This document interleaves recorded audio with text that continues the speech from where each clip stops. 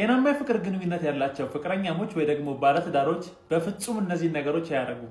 የመጀመሪያው ነገር አንደኛው አካል አንደኛውን በሰው ፊት በፍጹም አያሸማቅቅም ወይም ደግሞ በቀል እያስመሰለ የዛን ሰው ድካም እያነሳ አያሾፍም፣ አይቀልድም። ኢቭን ሲሳሳት እንኳን ከሱ ጎን ነው የሚቆመው አይደለም። ሚስት ባሏ ሲሳሳት ብታይ ከሱ ጎን ነው መቆም ያለባት። በጓዳ ነው መተራረም እንኳን ቢያስፈልግ ለብቻቸው ሲሆኑ በመነጋገር መፍታት ማስተካከል ላይ ያለባቸው። ኤግዛክትሊ። ሁለተኛው ደግሞ በፍጹም የማያደርጉት ነገር ፉክክር የለባቸው። እኔ ሁል ጊዜ እደውላለሁ፣ እሷ ናት አሁን ደግሞ መደወል ያለባት። ይሄን ነገር ሁል ጊዜ እኔ ያደርጋለሁ፣ እሷ ማድረግ አለባት። ሁል ጊዜ እኔ ስጦታ መስጠት፣ እሷ ደግሞ ልሰጠኝ ይገባል። ከዚህ በኋላ ስጦታ አልሰጣትም፣ ከዚህ በኋላ እንደዚህ አላደርግም እያሉ ፉክክር የለባቸውም። በትዳራቸው ውስጥ ወይ ደግሞ በፍቅር ግንኙነታቸው ውስጥ ያለው መተባበር፣ አብሮነት፣ ፍቅር ነው ያለው። ጋይስ እህታችንን እጇን ያዛት፣ አስቸኳይ ነው። እንግዲህ እሷ ጥሩ ስሜት ላይ አይደለችም ያለችው። አብረን እንስማው ጋይስ። ሰላም ፍኖቴ፣ በመጀመሪያ በጣም ነው የምወድሽ። ወደ ጉዳዩ ስገባ ከፍቅረኛዬ ጋር 1 ዓመት ሞልቶናል። እናም ከኔ በፊት የ4 ዓመት ግንኙነት ነበረው። በብዙ ምክንያት እንደተለያዩ አስረድቶኛል። ነገር ግን ፍኖትዬ ልጅቷ ትደውልለታለች፣ ታዋራዋለች፣ ትሰርበዋለች፣ ቴክስት ታደርግለታለች እና እሱን ስጠይቀው ምንም ስሜት እንደሌለውና ካላዋራኝ ራሴን አጠፋለሁ ስለምትለኝ እና ስንለያይ የኔ ጥፋት ስለሚበዛ ነው፣ የሆነ ነገር ብትሆን ይጸጽተኛል ይለኛል። እኔ ደግሞ ምቾት ነሳኝ። እህቴ ምን ትመክሩኛላችሁ? እባክሽ ስሜን እንዳታስገቢ ትላለች እህታችን። ያኔ ቆንጆ፣ ይሄ ፔጅ ኮንፊደንሻል ነው። በመጀመሪያ ደረጃ የማንንም ስም እዚህ ጋር አናስገባም። ፍቃደኞችን ቢሆኑ ስም ተናግረን አናውቅም ኦብቪየስሊ።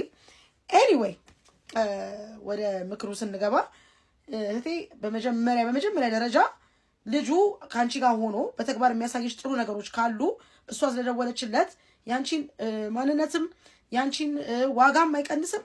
እሱም ልቡ እዛ ነው ማለት አይደለም፣ በመጀመሪያ ደረጃ ማለት ነው። ሶ ራቂ፣ ይቅርብሽ ምናምን ልልሽ አልችልም። እዚህ ጋር we have to give honest የሆነ አድቫይስ ለመስጠት ያለብን። እናንተም እጇን ስትይዟት ባካችሁ በዚህ አይነት ነገር ውስጥ ያለፋችሁ ካላችሁ ማለት ግን በመጀመሪያ ምንድን ነው መናገር የምፈልገው፣ አንድ ግንኙነት ሲጀመር የመጀመሪያው የነበረው ግንኙነት መቋጨት መቻል አለበት። መቋጨቱን ማወቅ መቻል ነበረብሽ። ስለዚህ አሁን ቋጭቷል ያልቋጨም የሚለውን ነገር እንጂ 4 ዓመት it's a long period of time, long time ገባሽ? በዛ ጊዜ የሚታወቁ ሰዎች ስለነበሩ ራስ ማጥፋት ማለት በጣም ከባድ ነው። እንኳን 4 ዓመት የምታውቂው አይደለም፣ አንድ ቀን ባጠገብሽ ሲያልፍ ያየሽው ሰው ራሴን አጠፋለሁ ካለሽ እንዴት ልትጨነቂ እንደምትችይ ማሰብ መቻል አለብሽ። አንደኛ ነገር ይሄ ነው እና ስለዚህ ስለሷ ስለተጨነቀ ወይንም ስላሰበ ይወዳታል ማለት አይደለም። ገባሽ? እንደነገርኩሽ 4 ዓመት መቆየት ማለት ቀላል ስላልሆነ አንድ ነገር ብትሆንስ ብትሞትስ፣ ገባሽ? what if she kill herself የሆነ ነገር ብትሆንስ የሚለው ነገር ሊያስጨንቀው ይችላል። it's obvious ገብቶሻል። ግን ዋናው ጥያቄ ዋናው ፖይንቱ እሱ አይደለም ማለት that's not the main point። ዋናው ፖይንት እሷን ይወዳታል የሚለው ነገር ሳይሆን አንቺን መረጋጋት ይሰጥሻል ወይ? are you on safe hand? ጥሩ እጅ ላይ ነሽ ወይ ያለሽው? እንደ ቦይፍሬንድ ይሄ ሰውዬ አሞላቅቅሻል፣ ፍቅር ይሰጥሻል፣ ትሪት ያደርግሻል፣ ስፖይል ያደርግሻል፣ ማድረግ ያለበትን ነገሮች ያደርጋል። ስለዚህ አይምሮሽን ሊያረጋጋ የሚችለው ነገር ይሄ ነው። መንፈስ ጭንቀት የሚያስይዝሽ ከሆነ ይሄ ሰውዬ እንኳን የተዳራጋረሽ ወደፊት ሊሆን አይደለም አጠገብሽ ሊቆም አይገባም።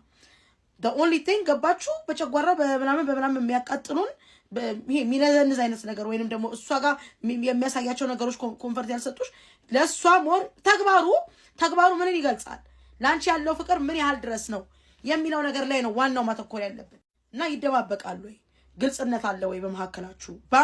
ባውንደሪ ሊያበጅለት ይገባል። አንቺም ከሱ ጋር ያለሽን ነገር እሱም እዛ ጋር ያለ የነበረው ነገር ላይ ባውንደሪ ሊያበጅ ይገባል።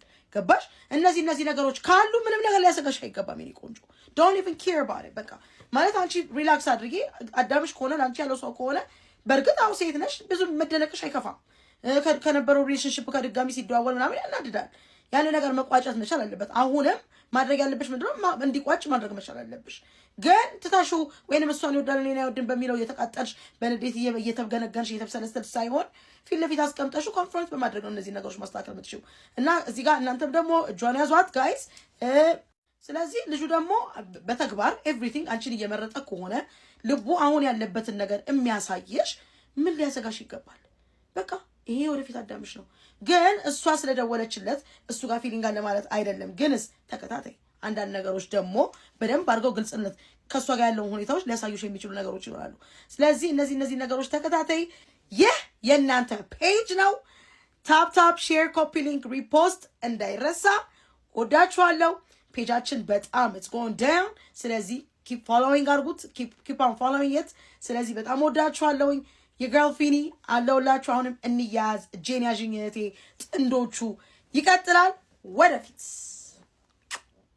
እየተቀራረብንና እየተግባባን ስንመጣ ስልኩን መያዝ ስልኩን መቀበል ጀመርኩኝ። በወቅቱ ምንም አይመስለውም ነበር።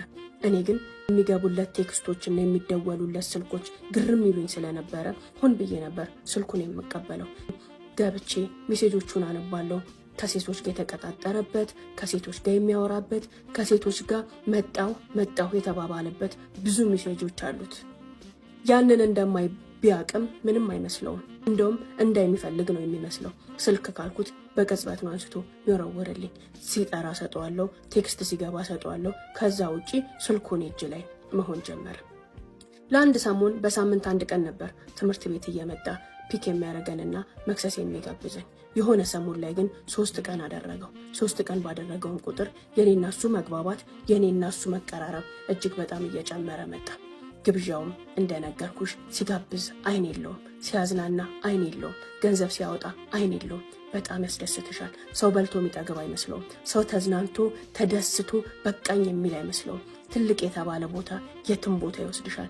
አለ የተባለ ቦታ የትም ቦታ ይጋብዝሻል፣ ያዝናናሻል፣ ያስደስትሻል። ከዛም በኋላ ደግሞ ለወጪያችሁ፣ ለትምህርት ቤታችሁ፣ ለልብሳችሁ፣ ለማስቲካችሁ እያለ የሚሰጠን ብር ዘግናኝ ነው። ሀውለት እንዲሁ እየቀጠልን ባለበት ወቅት የኔና እሱ ግንኙነት ወደ ሌላ ነገር እያማተረ መሆኑን እህቱም ታውቃለች፣ እሱም ያውቃል፣ እኔም አውቃለሁ። ሁላችንም ግን የኔና እሱ ግንኙነት ከኖርማል ጓደኝነትና ትውውቅ ባለፈ ወደ ሌላ ግንኙነት እየተቀየረ መሆኑን ብናቅም ማንም ሰው ግድ አልሰጠውም። እህቱም ግድ አልሰጣትም፣ እኔም ግድ አልሰጠኝም። እሱ ደግሞ ጭራሽ ፈልጎታል። ይሄ ነገር አንዳንዴ ብቻዬን ተኝቼ ሳስበው እንዴ ለምን እላለሁ። ከጓደኛዬ ጋር አወራንበት። እኔ ምልሽ ወንድምሽን እየወደድኩት ነው፣ ከወንድምሽ ጋር አጉል ቀረቤታዎችን እየተቀራረብኩ ነው። ይሄ ነገር ትክክል አልመሰለኝም። ወይ ከዚህ አካባቢ ለቅቄ መሄድ አለብኝ ወይ ደግሞ ምን እንዳረግ ትመክሪኛለሽ አልኳት። የእሷን የልብ ትርታ ለማወቅ ፈልጌ ነበር። አሪፍ ነው ቅረቢው፣ ከዛሽ ጋግርታም ሴቱ እንደውም ትለየዋለሽ። እንዴት እንዳስጠላችን ህይወቱ እስክትወጣ ድረስ ምንም ነገር ብናረግ ደስ ይለኛል። በደንብ ቅረቢው፣ በደንብ ያዡ። እሱን አገባሽ ማለት ምን ማለት እንደሆነ ታውቂያለሽ አይደለ? የኔ ወንድም የብረት መዝጊያ ነው። ያቺ ሴት እኮ ህይወቱን መቀመቅ አርጋበታለች። የራሱ ቤተሰብ እኛንሰ ነው። የእሷን ቤተሰብ የማስተዳደር ግዴታ እሱ ላይ ወድቋል። ከ8-7 እህቶቿን፣ እናቷን፣ አባቷን፣ እራሷን ዛሬ ደኢት በደረሰ ነበር ወንድሜ። እድሜ ለሷ አቆረቆዘችው። እንደውም ያ ትዳር ቢበተልና ቢለይ ነው የሚሻለው። በዛ ላይ ጸባይ መሰለሽ እንዴ? እሳት እኮ ናት፣ እሳት።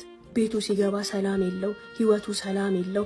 በጣም የምታስጠላ ሴት ናት። ከሷ ልጅ ስለወለደ ተብሎ ነው እንጂ ተለይተዋት ከተባለማ ስንት ጊዜ ከመልኳ ከባህሪዋ ኧረ ተይኝ በእናትሽ፣ እንደውም ባንቺ ምክንያት ይሄ ህይወት ቢያበቃለት ደስ ይለኛል ብላኝ ቁጭ አለች። ቻውን ባቀውም በዚህ ደረጃ ግን አይመስለኝም ነበር።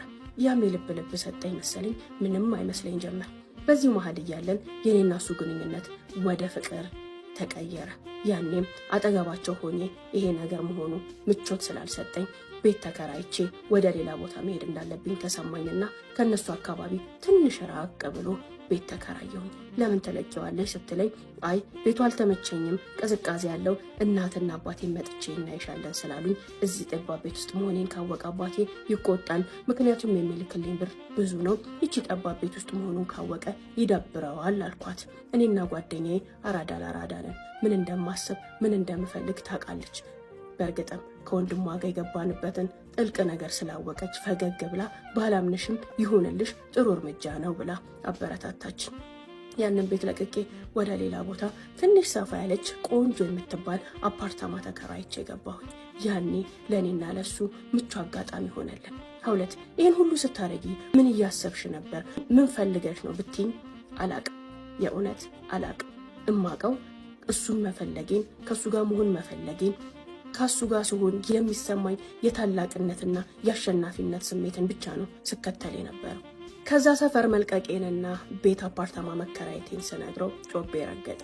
እንደውም የ1 ዓመት የቤት ክራይ እኔ ነኝ የምከፍለው ብሎ የአፓርታማዬን የ1 ዓመት ክራይ ከፍሎ አፓርታማዬን ሙሉ ለሙሉ እቃ ሟልቶ አሁን ወደ ገደለው ሰተት ብሎ እንዲገባ ነገሮችን ሁሉ እንዳመቻቸውለት ገባው። አዎ ለኔ የሚያደረኩት ያንን ነው። አጠገቡ ሆነን እናቱ ቤት፣ አባቱ ጋር፣ እህቱ ጋር፣ መኪና ላይ በየመንገዱ ነበር የምንገናኘው። አይመችም፣ ለሰፈሩም አይን ለሰፈሩም ወሬ።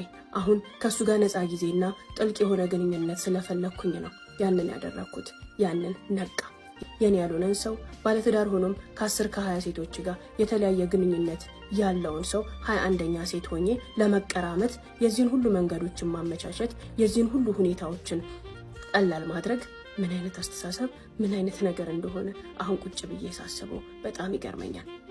ሁለት ያ ከሆነ በኋላ እንግዲህ ምን ሊሆን እንደሚችል መገመት ነው። ብዙ ነገራችን አንድ ላይ መሆንን ያህል ሆነ። ቤቱ ተመቸን፣ ሰፈሩ ተመቸን፣ ድብቅነቱ ተመቸን። ከእህቱ ጋር የምንገናኝበትን ጊዜ ትተን እኔና እሱ ብቻ ቤት ውስጥ መገናኘት ጀመርን። በሳምንት 3 4 ይመጣል፣ ያለብሰኛል፣ ገንዘብ ይሰጠኛል። ህይወቴ ሳላስበው የሆነ ገነት የሆነ ሰማይ ቤት የገባሁን ያህል ተሰማኝ። ነገር ግን ከኔ ጋር ግንኙነቱ በደንብ ወደ ጥልቀት በገባና ጥሩ የሆነ በመጣ ሰዓት አንድ ነገር ማሰብ ጀመርኩኝ። እኔ እናንተ ግንኙነታችን ግን ወዴት ለመሄድ ነው?